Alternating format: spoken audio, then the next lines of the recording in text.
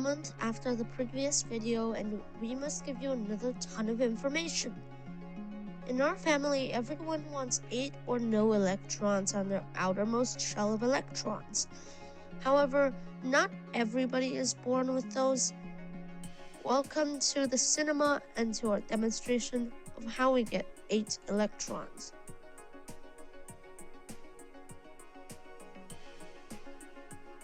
Look, lithium and fluorine are acting as though fluorine is fishing for lithium's electron.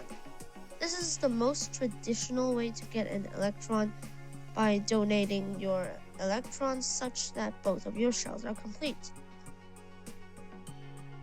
This is a photo of sodium and chloride in their honeymoon on the table.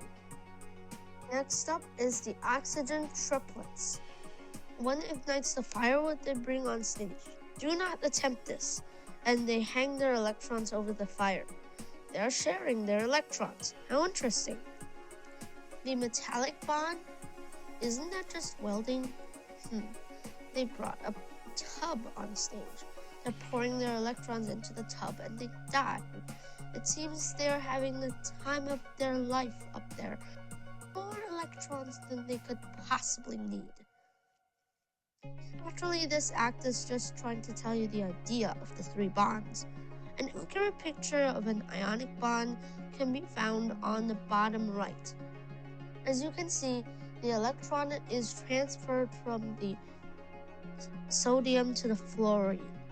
After the move, the fluorine nucleus or core is less charged than the electrons, so it has a negative charge.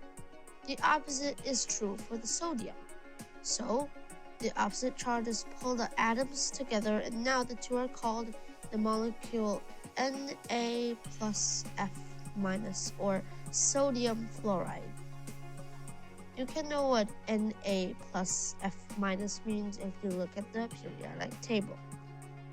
In the covalent bond example, the atoms do share electrons, but not by hanging them around a campfire.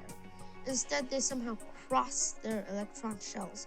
The electrons in the crossing area technically belong to both of the atoms, except if one atom is significantly larger than the other. By this time, both of the atoms' electron shells should be complete. A covalent bond mostly crosses 1 or 2 electrons. Finally, the metallic bond. This should be the simplest one to visualize. Imagine pouring electron bubble bath into water and having a bath. If you don't get violently shocked, atoms don't, and you will. You will find atoms just happily drowning in electrons. An example of the ionic bond is already said. Usually 1 and 7 electron atoms or 2 and 6 electron atoms use ionic bonds. Atoms with 3, 4, 5, or 6 electrons in the outer shell can use covalent bonds such as NH3 or ammonia. The columns 3 to 12 use metallic bonds between them. Now it's time for the questions.